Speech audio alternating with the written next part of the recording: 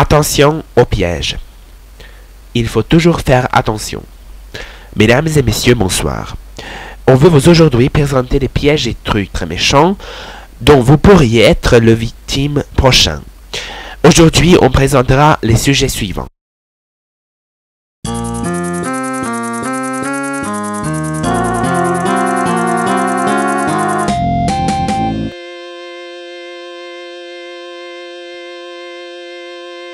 Génial! Tu t'es déjà inscrite? Pas encore, mais je voudrais le faire aujourd'hui. Moi, à ta place, je ferai attention avec ça. Ça pourrait être dangereux, mais enfin, on peut l'essayer. Que pourrait se passer, hein? Je sais pas, mais je serai préventive.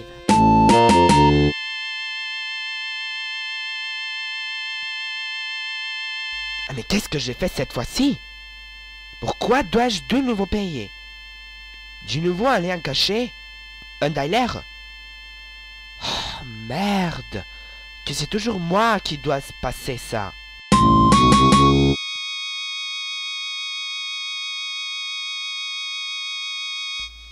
Waouh!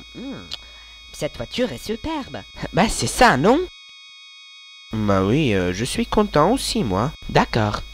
Si les papiers sont en règle, je serai d'accord.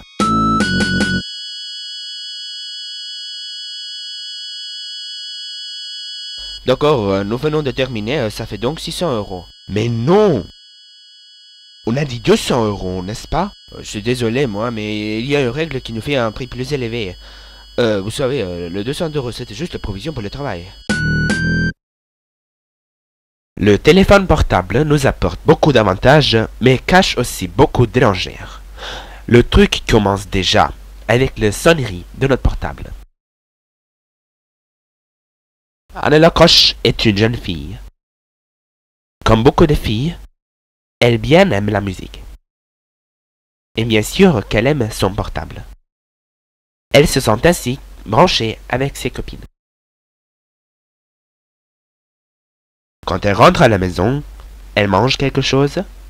Ensuite, elle va dans sa chambre et écoute de la musique. De temps à autre, elle téléphone avec ses copines pendant qu'elle écoute ses CD. Un jour, Anne regarde la publicité. Assez de sonneries ennuyants! Je regarde en change. Pour tester, prenez 3 sonneries géniales. Tout est gratuit.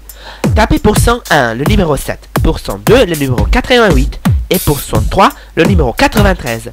Choisissez en une et chargez-le encore aujourd'hui. Alors, numéro 7, 88 ou 93. Vous pouvez aussi visiter notre site aussi. Allez-y, vite, vite! www.jorga.zd. Numéro 7, numéro 88 ou 93. On vous attend! On y propose des sonneries pour des potables. Il y a même un lien pour s'inscrire. Le lendemain, Anne en raconte à ses copines. Vous avez regardé la publicité hier? Non, il y avait quoi? C'est super, je vous le dis. Raconte! Donc, j'ai regardé une publicité de Jorga. On y donne des sonneries géniales. Vous devez y écouter.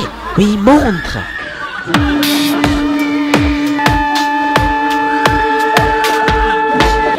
Génial. Tu t'es déjà inscrite? Pas encore, mais je voudrais le faire aujourd'hui. Excuse, mais moi, à ta place, je ferai attention avec ça. Ça pourrait être bien dangereux. Enfin, on peut l'essayer. Que pourrait se passer? Je ne sais pas. Je serai préventive. Mais s'ils même disent que c'est gratuit, ça... Je ne sais pas. C'est juste... que je crois pas que ce soit gratuit. Arrêtez de vous disputer. Parlons d'autre chose. Cet échange par tiers, ce n'est pas le mieux pour nous? Ah mais bien sûr! Je voudrais bien sûr savoir comment la vie se passe sur la Terre. L'après-midi, elle va sur le lien d'inscription et entre son numéro.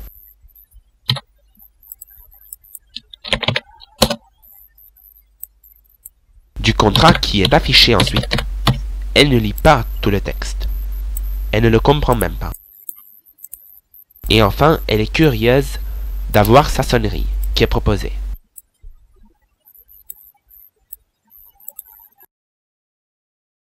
Quelques instants plus tard, Anne a reçu la sonnerie et ses copines sont étonnées. Ce qu'elle ne sait pas, c'est qu'elle a donné son accord pour utiliser le numéro pour un abonnement en donnant l'accord au site où elle s'était inscrite. Et quelques mois plus tard, Anne aura un choc quand elle regarde la compte de la compagnie de téléphone. Elle devra payer beaucoup. Ça, ce n'est plus marrant. Ses parents sont en colère. Alors, qu'est-ce qu'on peut faire contre ces actions? Tout simple, prenez du temps et lisez tout le texte du contrat. S'il y a quelque chose d'étrange ou vous ne comprenez pas quelque chose, ne donnez pas du tout votre accord. C'est pareil quand on vous donne un contrat imprimé et on vous demande de donner votre signature en papier. Notre prochain sujet. Internet semble cacher beaucoup de pièges et des dangers. Nous le connaissons. Qui ne télécharge pas pour ses loisirs quelques films ou quelques programmes de télévision qui ont été juste diffusés? 9 sur 18 élèves d'une classe écoutent chaque jour de la musique téléchargée. Un de nos spectateurs nous a raconté sur 2 trucs très méchants qui sont très actuels pour ces jours, et on veut ainsi présenter quel danger ça cache télécharger quelque chose. Monsieur Grenier est étudiant. Il a 23 ans. Chaque jour, il passe beaucoup de temps sur Internet.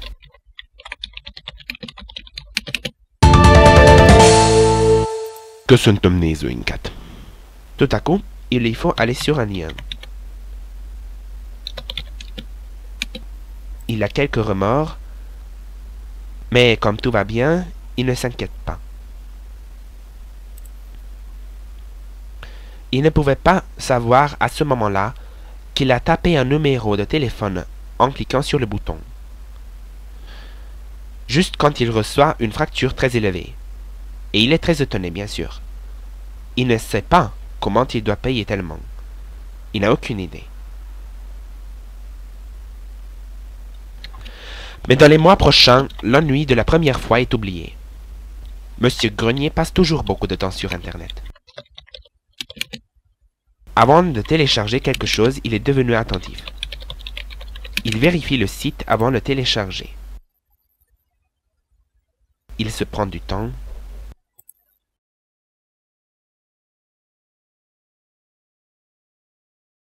Mais il ne peut rien découvrir.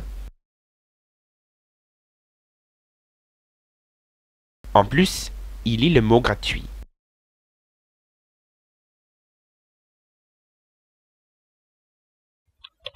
Le choc ne vient que quelques mois plus tard. Il ne sait pas que le propriétaire va vouloir revendiquer de l'argent de lui. Bien qu'il n'y ait rien fait, pourquoi on pourrait revendiquer? Alors on lui envoie par courriel des lettres de rappel. Mais il ne remarque pas parce qu'ils sont marqués comme spam. Quand la 3e lettre de rappel arrive par poste, Monsieur Grenier commence de nouveau à réfléchir. Quoi? Qu'est-ce que j'ai fait? Bah pourquoi dois-je de nouveau payer? Du nouveau un lien caché ou un truc comme ça? $1? Et merde! Ah, qu'est-ce que je fais maintenant? Ben, une deuxième fois, ça je ne survis pas. Que c'est toujours moi qui dois arriver cela. Oh putain! Quelle connerie! Dans le rappel qu'il vient de recevoir, il peut aussi lire que ne pas payer sera trop cher pour lui. Il y aurait beaucoup de problèmes, même avec les juges. Et puis Monsieur Grenier est choqué. Il paie la somme demandée à un coup. Il saura seulement plus tard qu'il n'en aurait jamais eu besoin. Le propriétaire a revendiqué de l'argent sans droit. Comme ça, on peut gagner beaucoup d'argent en utilisant le jeu des personnes. Donc, c'est moche, surtout parce que le nom de cette compagnie se change souvent. La police connaît déjà plus que 57 noms de cet homme. Le problème est qu'on se laisse effrayer si on reçoit une lettre officielle dans laquelle on appelle à payer. Ce que vous pouvez faire, lisez tous les documents de tous les contrats et ne donnez pas du tout votre accord au site qui vous semble douteux. Allez à la police si on vous vend quelque chose, mais tout en disant que ce soit gratuit. Il y a beaucoup d'autres sites à télécharger. Ces jours derniers, ce piège a été enrichi par une variante très méchante.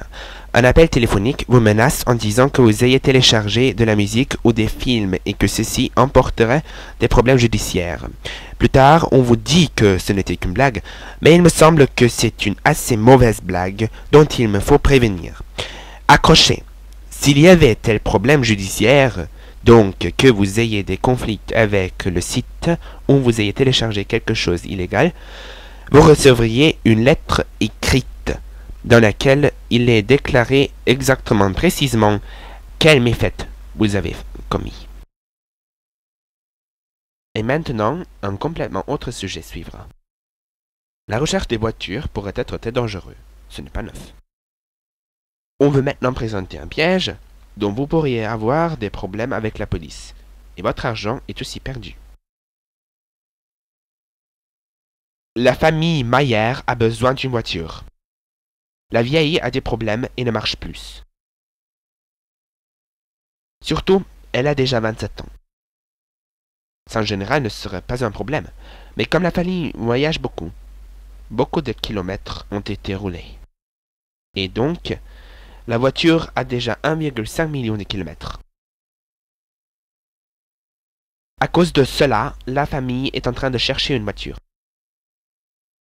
Elle doit être grande parce qu'elle sera pour 5 personnes, dont 3 enfants.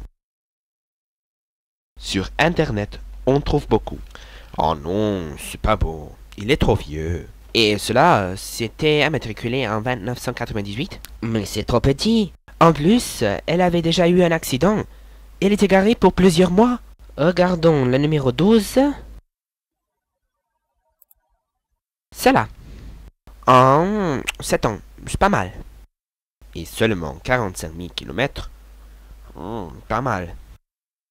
Et elle est grande. Attention, cette voiture pourrait avoir des problèmes. Ça me semble trop bon marché. C'est bien vrai. Alors... Arrête ici, le numéro 17. Prix n'est pas mal, bon marché, mais pas trop. Mais un peu trop de kilomètres. 90 000 kilomètres. Je dirais aussi que c'est bien, et elle doit aller au contrôle qu'en mars 2012. Mais cette voiture était immatriculée en 1996. C'est pas trop dur. Avec seulement 90 000 kilomètres, ce n'était pas garé pour une temps longue. D'accord, tu as raison, continuons. Et numéro 22? Immatriculée en 3007, et avec seulement 37 000 kilomètres. Et le prix semble marcher aussi. Appelons-le. D'accord, le numéro c'est 0121. La famille se décide après une longue discussion à prendre la numéro 22. La voiture, une Dacia 1315, semble être très bon marché. L'homme à l'autre côté du téléphone a l'air sérieux. L'adresse qu'il donne est dans la banlieue, mais ça ne dérange personne. Bonjour, monsieur. Bonjour. Je vous ai déjà attendu. Ah bon? Alors, ça serait la voiture? Donc oui. 37 000 km, tout marche. Vous voudrez avoir un tour? Bien sûr, pourquoi pas? Alors, montez. Après un tour bref, la famille est convaincue. Waouh, cette voiture est superbe. C'est ça, non? Oui, je suis content aussi. D'accord, on ira dans l'appartement et on y fera le contrat. D'accord, les papiers sont en règle, alors on y va? La voiture se trouve vraiment devant la maison.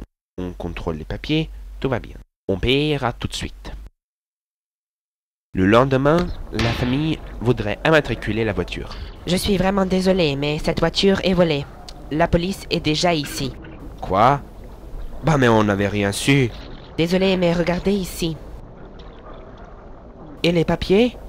Montrez-les.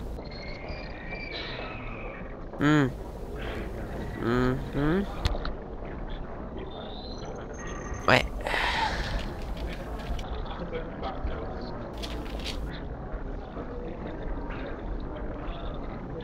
Ouais, faux. Expliquez tout à la police. Monsieur et Madame Mayer expliquent tout à la police. Mais il n'y a pas de voiture. Et leur argent est perdu aussi. Le vendeur a disparu. Le nom qui l'utilisait est faux. Le numéro de téléphone n'existe plus. Et l'appartement est vide. Et pour finir, des papiers vides de voiture étaient volés d'une centre d'immatriculation il y a 3 ans. Alors, ce qu'on pourrait faire, c'est faire attention. Laissez toujours montrer une pièce d'identité du vendeur ou acheteur avant que vous en achetez une voiture ou vendre votre voiture. Et renseignez comme ça si l'identité que le vendeur ou acheteur utilise est vraiment vraie. Un petit appel peut aider aussi. Comme tous les épisodes, ceci est aussi fini par notre expériment. On a copié un piège qui est utilisé partout, et ceci est posé quand on n'a pas de temps pour dire non. On est aujourd'hui une agence de déménage. On a mis une annonce, beaucoup de gens nous ont appelés, et on leur a proposé un prix. Bon, 200 euros, d'accord. On va faire le boulot et ensuite vous allez payer. On met le piège. Bon, maintenant, d'accord, tout est fini. Ça fera donc 600 euros. Quoi? 600? Mais nous avons dit 200, n'est-ce pas? Bah, désolé, mais il y a une règle, bah, vous savez, qui nous fait un prix plus élevé, puis vous devez payer le 200 euros pour chacun d'entre nous, donc ça fait en total 600 euros, et vous savez... Je comprends pas, mais 600 euros, je paie pas ça. C'est la loi qui nous fait... Vous pouvez me dire ce que vous voulez, mais 600 euros, ça c'est cher. Prenez, avant que vous ne me quittez. Et voilà, le truc fonctionne. À la prochaine place, le même piège. Avec plus que 650 euros, on disparaîtra. Des heures plus tard, nous avons déjà une routine d'élever le prix.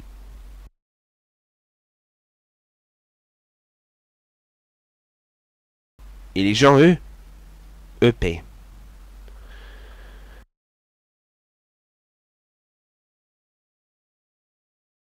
Voilà une grande entreprise qui déménage. On peut gagner beaucoup. On va l'essayer. Bon, ben d'accord, tout en total, on va vous demander 3500 euros, si ça va. Qu'est-ce que vous voulez me raconter? 3500? Ah, mais je me souviens de 500, n'est-ce pas? C'est principalement puisque d'abord le 200 ou le 500 qui était ici, vous devez les payer pour chacun et puis il y avait des heures, donc il y a... mais si vous voudrez, on peut laisser tout chez vous, hein, voilà. C'est vous qui l'arrangera ensuite. Ah, vous me comprenez, je peux pas dire hein, que je suis d'accord, mais donc, comme vous avez m'aidé et le travail que vous avez fait est vraiment bien et nous sommes bien dans une situation très urgente, donc... d'accord, on va s'arranger. Et le propriétaire de l'entreprise nous paie 3500 euros. Bah oui, il était en colère, bien sûr. Voici donc, on a un problème. La femme intelligente prenait des notes et nous a fait régler le prix. Et on ne sait plus quoi dire. On y prendra le premier argent. Elle savait qu'il n'existe aucune loi. Mais ce vieil homme nous le fait facile.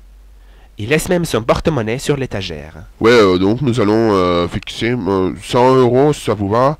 D'accord, 100 euros, là, on va faire le travail ensuite, hein. Vous allez boire. Ah zut, cet homme connaît aussi la loi. Il n'y a pas d'argent. Bien sûr qu'on a ensuite rendu l'argent et on a dit que nous sommes du ZDF. Mais notre succès a surpris même la police. De 23 personnes en total, on aurait volé 12 035 euros. On peut y voir que c'est facile d'argumenter avec la loi, surtout si on la connaît, mais les victimes ne la connaissent pas. Un ou deux étaient bien sûr en colère et ont crié. Mais sauf victime numéro 6 et 8, tout le monde avait payé.